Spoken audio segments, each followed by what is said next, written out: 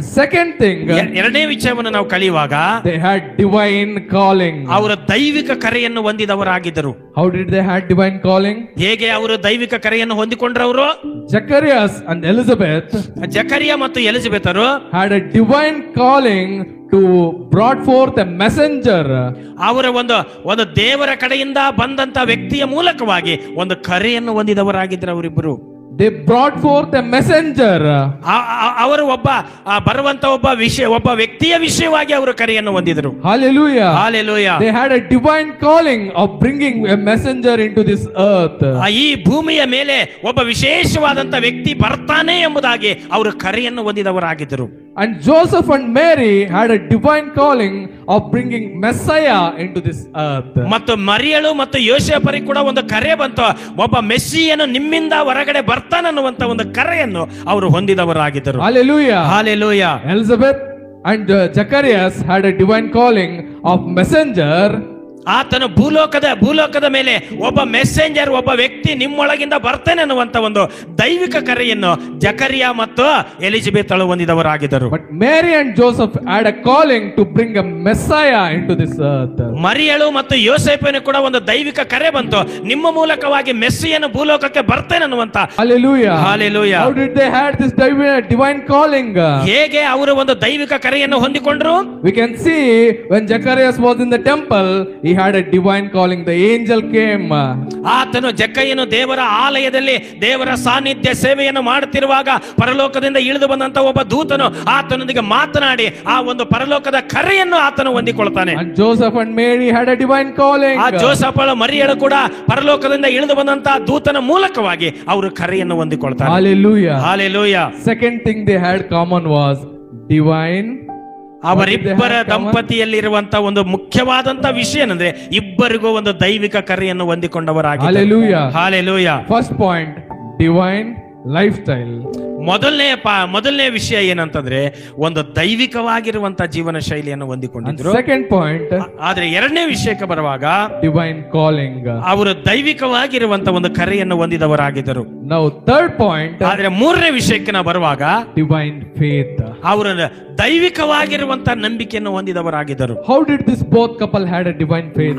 ಆ ಎರಡು ಕುಟುಂಬದವರು ಅವರು ದಂಪತಿಗಳು ಹೇಗೆ ಅವರು ದೈವಿಕ ನಂಬಿಕೆಯನ್ನು ಅವರು ಮುಂದುವರಿಸಿಕೊಂಡು ಬಂದಿದ್ರು? Just now before sharing my words, I was sharing about my pastor. ನಾನು ಈ ವಾಕ್ಯಗಳನ್ನು ಹೇಳೋದಕ್ಕಿಂತ ಮುಂಚಿತವಾಗಿ ನಮ್ಮ ಸಭಾಪಾಲಕರ ಬಗ್ಗೆ ಕೆಲವೊಂದು ವಿಷಯಗಳನ್ನು ಹೇಳ್ತೇನೆ. Being a pastor is very difficult. ಒಬ್ಬ ಸೇವಕರಾಗಿರುವಂತದ್ದು ಬಹಳ ಕಷ್ಟಕರವಾದಂತ ವಿಷಯ. It's very difficult. ಇದು ಬಹಳ ಕಷ್ಟಕರವಾದಂತ ವಿಷಯ. Because whatever you say, ನೀವು ಏನು ಹೇಳ್ತಿರೋ you should lead as an example. ಅವರಿಗೆ ದೇವರ ಸೇವಕರು ಮಾದರಿಯಾಗಿ ನಿಂತುಕೊಳ್ಬೇಕಾಗುತ್ತೆ. Whatever you preach here, ಇಲ್ಲಿ ಏನು ನಿಂತುಕೊಂಡು ವಾಕ್ಯ ಉಪದೇಶ ಮಾಡಬೇಕಾಗಿರ್ತದೋ you should be example. ಆ ಒಂದು ವಾಕ್ಯಕ್ಕೆ ಅವರು ಮಾದರಿಯಾಗಿ ನಿಂತುಕೊಳ್ಬೇಕಾಗುತ್ತಿಲ್ಲ. When our pastor was preaching, ನಮ್ಮ ಸೇವಕರು ಆ ವಾಕ್ಯಗಳನ್ನು ಉಪದೇಶ ಮಾಡುತ್ತಿರುವಾಗ he know that he didn't had a children. ಆತನಿಗೆ ಗೊತ್ತಿತ್ತು ಆತನಿಗೆ ಮಕ್ಕಳು ಇಲ್ಲ ಎಂಬುದಾಗಿ. But still he preached about the children. ಆದರೆ ಆತನು ಮಕ್ಕಳ ವಿಷಯದಲ್ಲಿ ಆತನು ವಾಕ್ಯ ಉಪದೇಶ ಮಾಡ್ತಾ ಇದ್ದನು. Still he prayed for the couples. ಅದೇ ರೀತಿಯಲ್ಲಿ ಅನೇಕ ಕುಟುಂಬಗಳಿಗೋಸ್ಕರವಾಗಿ ಆತನು ಪ್ರಾರ್ಥನೆ ಮಾಡ್ತಾ ಇದ್ನು. Years of shame.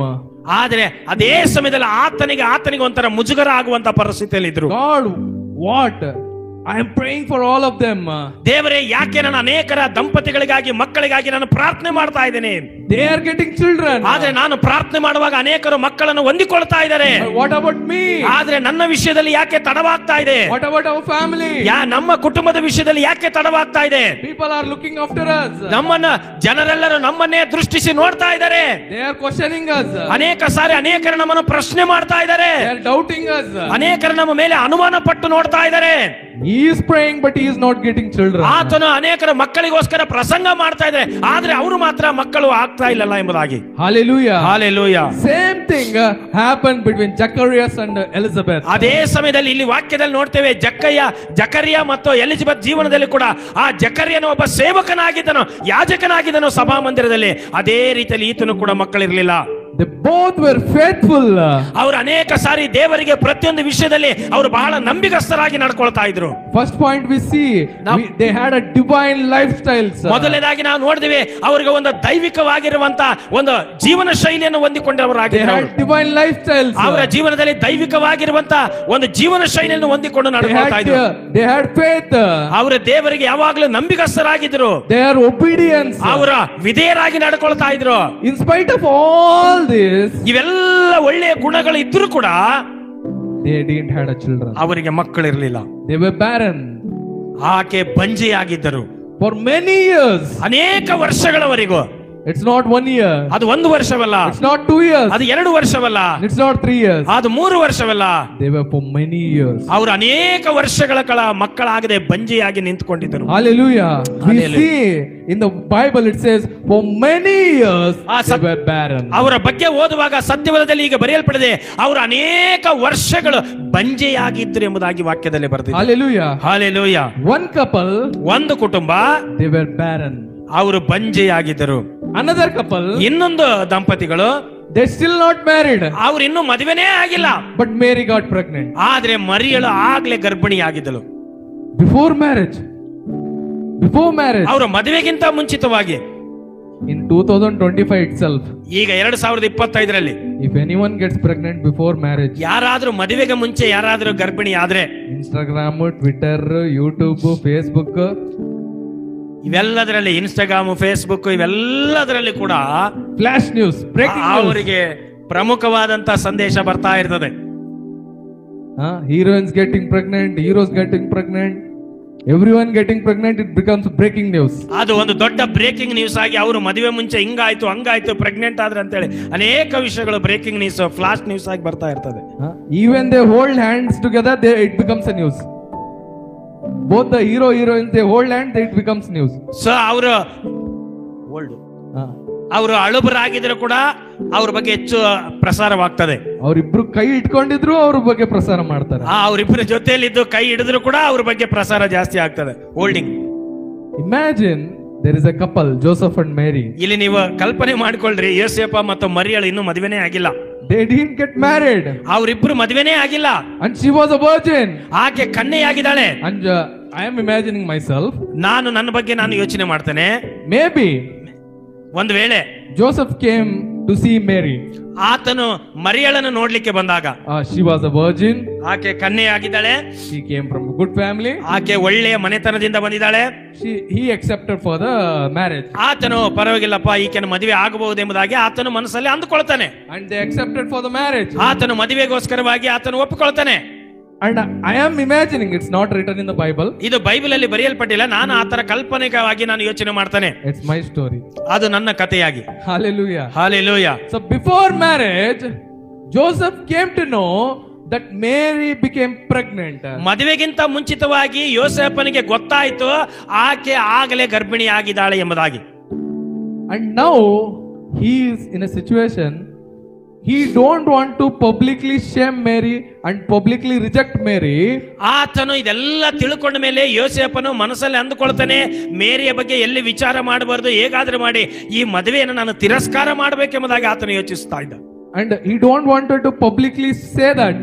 ಅದನ್ನು ಎಲ್ಲಿ ಕೂಡ ಸಾರ್ವಜನಿಕವಾಗಿ ಅದನ್ನು ಹೇಳಬಾರದು ಎಂಬುದಾಗಿ ಅನ್ಕೊಳ್ತಾ ಇದ್ನು. Because in Bible says Joseph was a just man. ಯಾಕಂದ್ರೆ ಸತ್ಯವೇದದಲ್ಲಿ ಬರೆಯಲ್ಪಟ್ಟಿದೆ ಆತನು ಬಹಳ ನೀತಿವಂತನು ಸಜ್ಜನನು ಆಗಿದ್ದಾನೆ ಎಂಬುದಾಗಿ.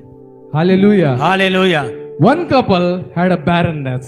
ಒಂದು ಕುಟುಂಬ ನಾವು ನೋಡ್ತೇವೆ ಅದು ಬಂಜೆಯುಳ್ಳಂತ ಕುಟುಂಬ. One couple, before having couple, they were pregnant. ಒಂದು ಕುಟುಂಬ ನಾವು ನೋಡ್ಕೊಳ್ತೇವೆ ಅವರಿಬ್ಬರು ದಂಪತಿಗಳು ಆಗದಕ್ಕಿಂತ ಮುಂಚಿತವಾಗಿ ಪ್ರೆಗ್ನೆಂಟ್ ಆಗಿದೆ. Hallelujah. Hallelujah. See how God uses both of them. ಆ ಎರಡು ಕುಟುಂಬಗಳನ್ನು ದೇವರು ಯಾವ ರೀತಿಯಲ್ಲಿ ಉಪಯೋಗ In ಮಾಡಿಕೊಂಡರು. spite of all this public shame, ಇವೆಲ್ಲವೂ ಕೂಡ ಸಾರ್ವಜನಿಕವಾಗಿ ಮುಜುಗರ ಉಂಟು ಮಾಡುವಂತಹ ಪರಿಸ್ಥಿತಿಗಳ ಮಧ್ಯದಲ್ಲಿ ಕೂಡ maybe I am imagining whenever Zachariah is coming before the Lord, ಆತನು ನಾನು ಅರ್ಥ ಮಾಡ್ಕೊಳ್ತೇನೆ, ಯೋಚಿಸ್ತೇನೆ, ಜಕರಿಯನು ದೇವರ ಆಲಯದಲ್ಲಿ ಸೇವೆ ಮಾಡ್ಲಿಕ್ಕೆ ಯಾಜಕನಾಗಿ ಮುಂದೆ ಬರುವಾಗಲ್ಲ, whenever he is coming before the people, ಆತನು ಸಾರ್ವಜನಿಕವಾಗಿ ಜನರ ಮುಂದೆ ಪ್ರಾರ್ಥನೆ ಮಾಡ್ಲಿಕ್ಕೆ ಮುಂದೆ ಬರುವಾಗಲ್ಲ, he is the priest.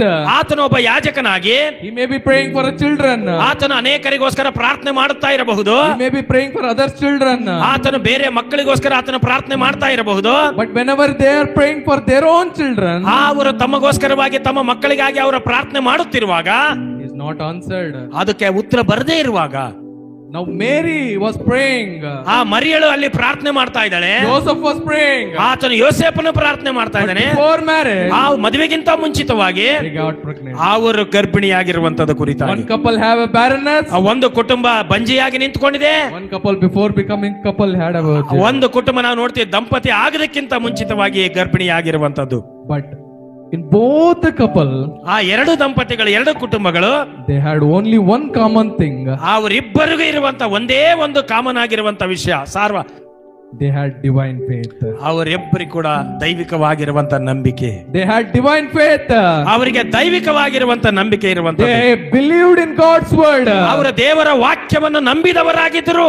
whenever the angel came, ಅವರ ಬಳಿಯಲ್ಲಿ ದೇವದೂತನು ಬರುವಾಗ, whenever the angel came, ಆ ದೇವದೂತನ ಅವರ ಬಳಿಗೆ ಬರುವಾಗ Zechariah doubted first, ಆ ಜಕರ್ಯನು ಮೊದಲನೇದಾಗಿ ದೇವರ ಮಾತಿಗೆ ಆತನ ಅನುಮಾನ ಪಟ್ಟನು, but he still believed God. ಆದರೂ ಕೂಡ ದೇವರ ವಾಕ್ಯವನ್ನು ಆತನು ನಂಬಿದವನಾಗಿದ್ದನು. Mary also doubted first, ಮೊದಲನೇದಾಗಿ ಮರಿಯಳು ಕೂಡ ಮೊದಲನೇದಾಗಿ ಅನುಮಾನ God, ಪಟ್ಟಳು. how is it possible? ದೇವರೇ ಇದು ಹೇಗೆ ಸಾಧ್ಯ ಎಂಬುದಾಗಿ but ಪ್ರಶ್ನೆ still ಮಾಡ್ತಾಳೆ. believed God. ಆದರೂ ಕೂಡ ದೇವರ ಮಾತಿನ ಮೇಲೆ ಆಕೆ ಭರವಸೆ ಇಟ್ಟಳು. Joseph didn't know what to do, ಆ ಯೋಸೇಫನು ಏನು ಮಾಡಬೇಕೆಂಬುದಾಗಿ ಕನ್ಫ್ಯೂಸ್ ಅಲ್ಲಿ ಇರುವಾಗ, but the angel came and said, ಆ ದೇವದೂತನ ಆತನಿಗೆ ಬಂದು ಆತನಿಗೆ ಅರ್ಥ ಮಾಡಿಸುವಾಗ, Joseph, ಯೋಸೇಫನೇ, you should receive Mary. ಆ ಮರಿಯಳನ್ನು ನೀನು ಸ್ವೀಕಾರ ಮಾಡಿಕೊಳ್ಳಬೇಕು. Imagine if any godly person or a prophet or a priest or someone saying to you, please accept this pregnant lady as your wife. ಆ ರೀತಿಯ ಪರಿಸ್ಥಿತಿ ನಿಮ್ಮಲ್ಲಿದ್ದಾಗ ಒಬ್ಬ ದೇವದೂತನು, ದೇವರ ಸೇವಕರು, ದೇವರ ಪ್ರವಾದಿಯು ಬಂದು ಆ ರೀತಿಯಲ್ಲಿ ನಿನಗೆ ಆಗ್ತದೆ ಅಂತ ಹೇಳುವಾಗ ನೀವು ಸಾಧಾರಣವಾಗಿ ಒಪ್ಕೊಳ್ತೀರಾ ಅದನ್ನ? If someone comes and says to you, ಯಾರಾದ್ರೂ ಒಬ್ರು ಬಂದು ನಿಮ್ಮ ಮುಂದೆ ಈ ರೀತಿಯಲ್ಲಿ ಹೇಳುವಾಗ, hey, please accept this pregnant lady as your wife, ಏನಪ್ಪಾ ಆಕೆ ಮದುವೆಯಾಗ ಮುಂಚೆ ಗರ್ಭಿಣಿ ಆಗಿದ್ದಾಳೆ, ನೀನು ಆಕೆನ ಮದುವೆ ಆಗ್ಬಿಡು, ಸ್ವೀಕಾರ ಮಾಡ್ಕೊಂಡ್ರೆ ಯಾರಾದ್ರೂ ಒಪ್ಕೊಳ್ತೀರಾ ನೀವು? but Joseph, ಆದ್ರೆ ಯೋಸೇಫನು was being a just man, ಆತನು ಸಜ್ಜನನಾಗಿಯೂ ಕೂಡ he accepted in the divine faith, ಆದ್ರೆ ದೇವರ ಮೇಲಿನ ನಂಬಿಕೆಯಿಂದ ಆಕೆಯನ್ನು ಸ್ವೀಕಾರ ಮಾಡಿ, because both had divine faith. ಅವರಿಬ್ಬರಿಗೂ ಕೂಡ ಒಂದು ದೈವಿಕವಾಗಿರುವಂತ ನಂಬಿಕೆ ಅವರಲ್ಲಿ. Hallelujah. Hallelujah.